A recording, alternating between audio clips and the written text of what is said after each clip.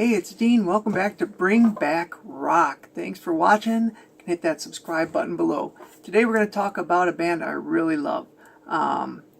Usually I just give you a quick introduction and then move on to the video. Today I'm going to do something a little different. Just tell you about the 3 times I saw them live. So the band we're talking about today is Wildside. First time I saw them, I just spur of the moment, me and a buddy went to see them at a club. We'd heard of them but never heard their music. And the singer was probably standing on his monitors, reaching up, grabbing the ceiling, and parts of the ceiling was breaking down right in front of us. So they literally tore the roof off the joint, or the ceiling off the joint. The last time I saw him, I talked to Drew, the singer, outside at the club, and he was very excited about the new music they're about to release on their second album, which we will talk about in the video. And the second time we saw them in Summerfest in Milwaukee. If you're not familiar, Summerfest is one of the biggest, I think it is the biggest music festival in the world.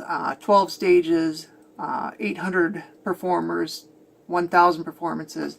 It's huge. So we get there, I buzz my buddy's condo, and like 30 minutes to Wildside. And quick, go upstairs, grab him, load him in the car. My friend's in a wheelchair. Load him in a car, get down there, about a mile away from the fairgrounds,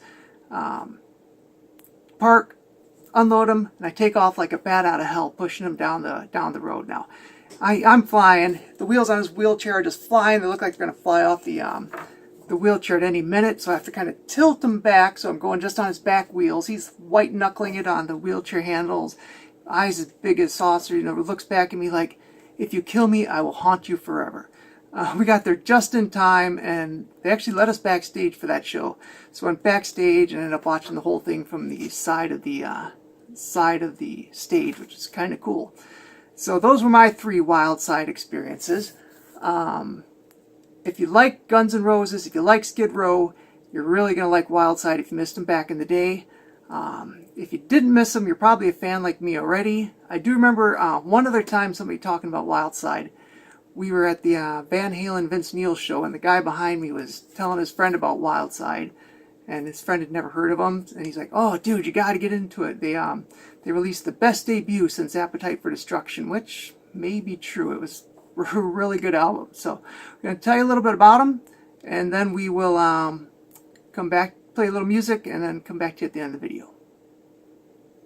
Wildside, the band that started their career with the name Young Guns. I first became aware of them during this, a pay-per-view titled Thunder and Mud, which featured rock bands and mud wrestling.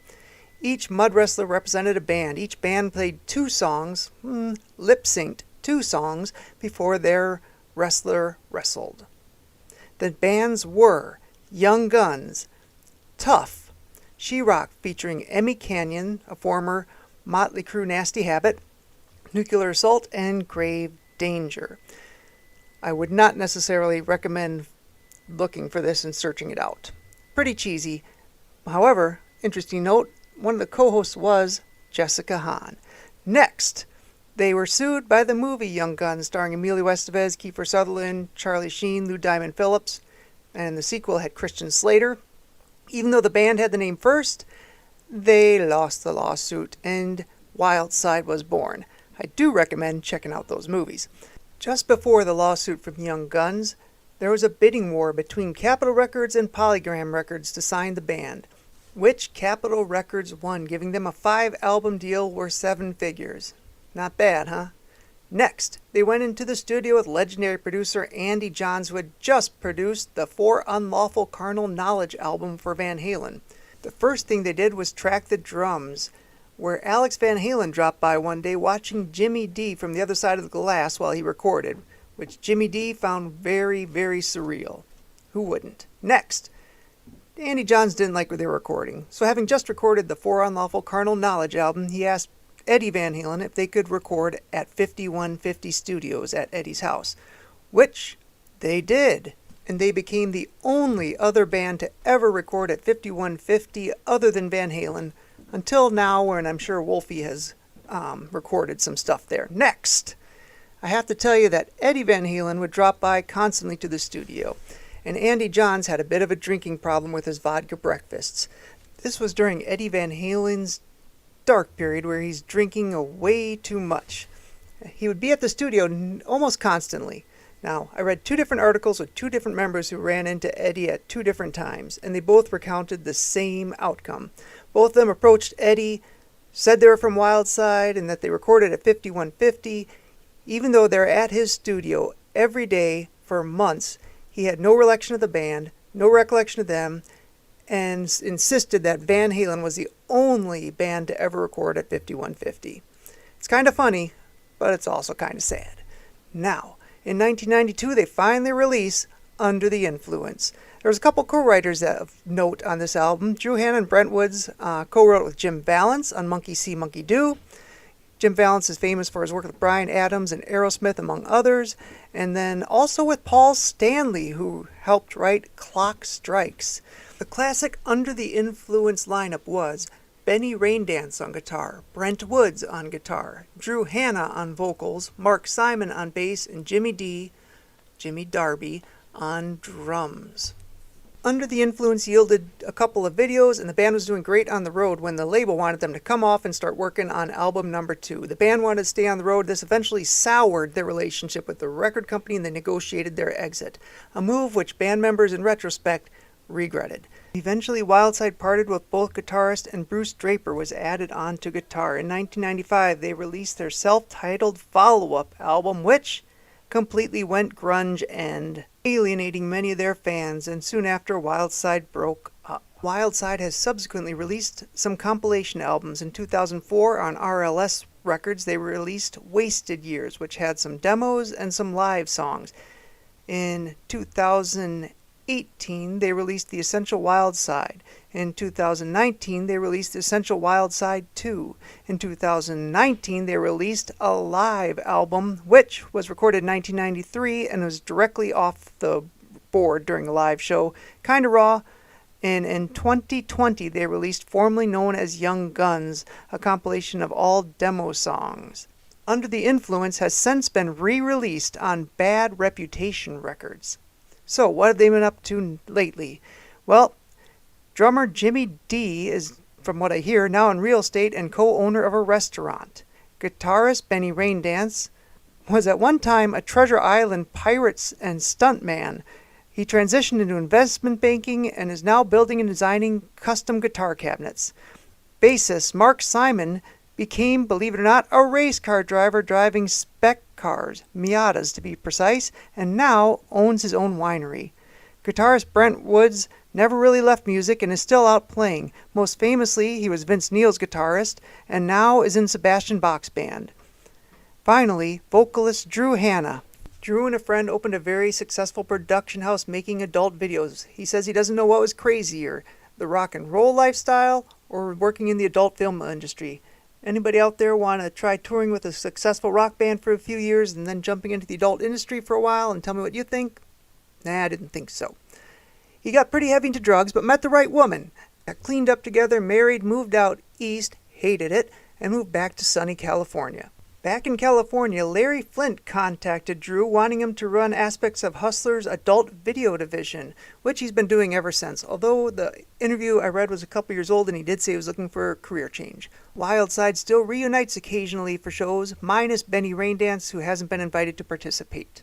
Alright, music time. I'm going to play you some samples and let you see for yourself why this was such a great band. The very final song on this is off the self-titled Grunge album, so you can let me know what you thought about that. And I'll catch you at the end of the video. Selling her soul to the world since she was just 16. Friday night and the stakes are high. She's got a load of money to earn. Work in the streets till the crack of dawn. Working till the money burns. Hang on, Lucy, hang on tight. John is gonna give you some love tonight.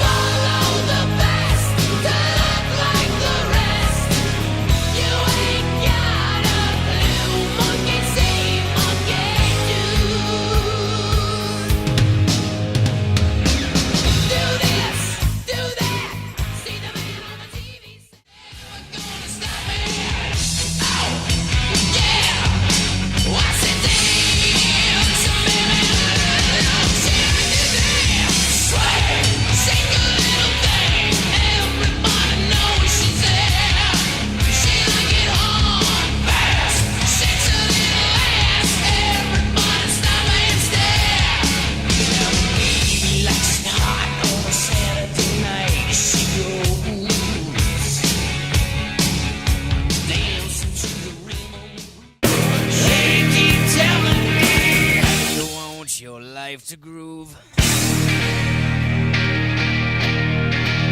In full circle.